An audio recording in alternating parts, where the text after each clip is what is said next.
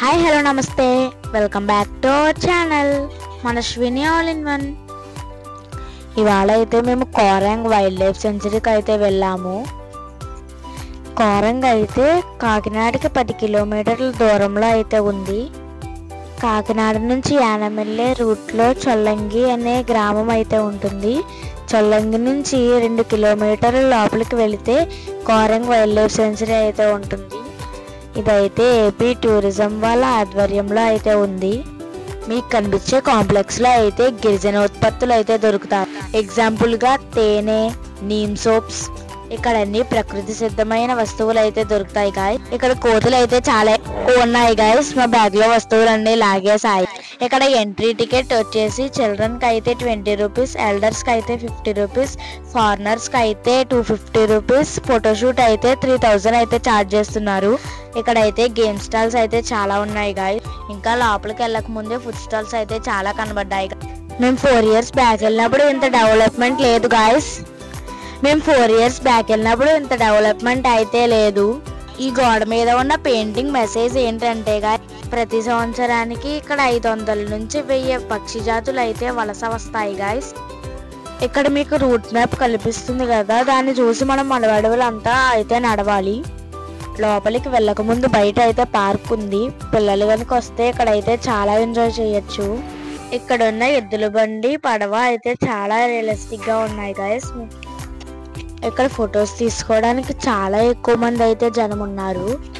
ఇక్కడ ప్రతి 50 మీటర్స్ కి ఒక్కొక్క పిక్చర్ ఉండి దాని గురించి మ్యాటర్ అయితే ఉంది. ఆ బోర్డులో బర్డ్స్ అండ్ యానిమల్స్ గురించి 10 to 15 లైన్స్ అయితే రాసి ఉంది. మీకు ఇంట్రెస్ట్ ఉంటే వీడియోని పాస్ చేసి బోర్డులో ఉన్న సమాచారాన్ని కూడా చదవండి. ఇక్కడ అయితే ఎక్వేరియం రూమ్ కూడా ఉంది.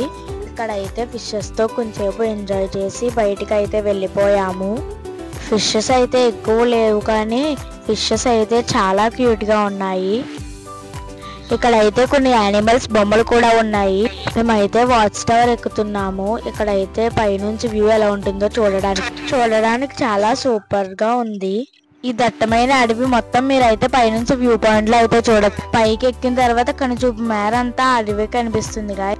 మేము పైకి ఎక్కి ఆశ్చర్యపోయాము, ఎంత అడవి ఉందా అని. ఇక్కడ చాలా మంది జనం ఉన్నారు.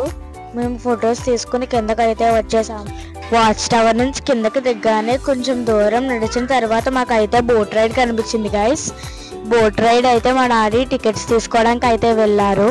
మేము అంతట్లోకి లైన్లో అయితే ఉన్నాము. అదిగోండి గైస్, బోట్ అయితే ఎక్కుతున్నాము. రైడ్ అంతా ఎలా ఉంటుందో మేమైతే ఎగ్జైట్మెంట్తో అయితే ఉన్నాము. ఇదిగోండి, ఇప్పుడే బోట్ రైడ్ అయితే స్టార్ట్ అయ్యింది. బోట్ రైడ్ ఎలా ఉంటుందో అని చాలా ఎగ్జైట్మెంట్తో అయితే ఉన్నాము. ఇక్కడ నుంచి వ్యూ చూస్తే మాత్రం సూపర్ గా ఉంది. ఇక్కడికి రావాలనుకునేవారు ట్యూస్డే అయితే హాలిడే గాయస్, అందుకే ట్యూస్డే అయితే రాకండి. మిగతా అన్ని రోజులు వర్కింగ్ డేసే. అటుపక్క ఇటుపక్క చూస్తుంటే 2 ఐలాండ్స్ లా ఉన్నాయి. మేము ఐలాండ్స్ మధ్యలోంచి వెళ్తున్నట్టుంది. కాకినాడకి తుఫాను గాలులు రాకుండా ఉండడానికి కారణం ఈ కోరంగ ఫారెస్టే. బోటింగ్ పాయింట్ నుంచి బంగాళాఖాతం ఎంట్రన్స్ వరకు అయితే తీసుకువెళ్తున్నారు. అక్కడ ఒక బోట్ వెళ్తుంది కదా, అదైతే స్పీడ్ బోట్. దానికి అయితే నలుగురికి 1200 అయితే ఛార్జ్ చేస్తున్నారు.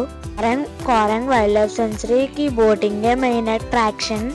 మీరు వీడియోలో చూడొచ్చు, ఈ మడ అడవులంతా చెక్క వంతెనతో అయితే మొత్తం అంతా కవర్ చేశారు. ఇక్కడైతే వుడ్ ట్రాక్ అయితే ఉంది. మేము ఇక్కడ అయితే చాలా ఎంజాయ్ చేసాము. ఇక్కడ వుడ్ ట్రాక్ కింద అంతా వెట్ గా అయితే ఉంది. లైక్ చేయండి, షేర్ చేయండి. సరే గైస్, వేరే వీడియోలో కలుద్దాం. అప్పటి వరకు టేక్ కేర్, బై బాయ్.